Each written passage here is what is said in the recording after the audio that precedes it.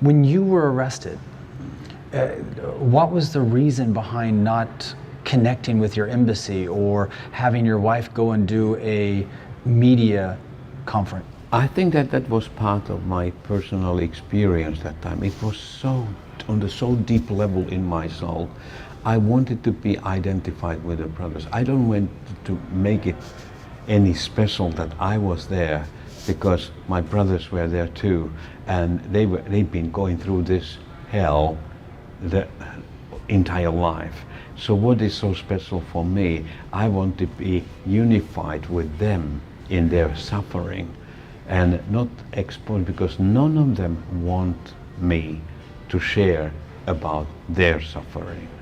That is not what they want to be, because they just want to be all glory belong to Jesus, and it was grace of God that He allowed us to go through this road. For me, this is so interesting, because if we're arrested in the West, right away, I want my rights. Yeah. I want my lawyer.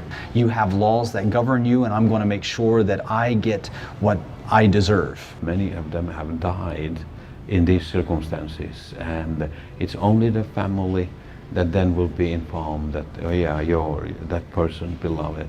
I felt that the publicity of this previous brother who had been arrested 5 years earlier, where he went all the way to United Nations and his home country and wanted to really punish China harshly on that, it did not bring any good for the brothers in China.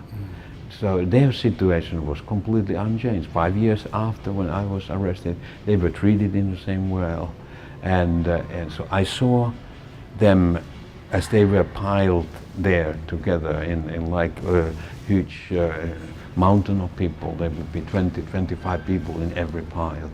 And they were hitting them with their guns, and they were kicking them, and I was just reading. I saw that as I was passing by, but none of them was crying. They were all just, I could hear this murmuring, thank you, Jesus. Siya Jesu. Siya Jesu. That was the only word I heard.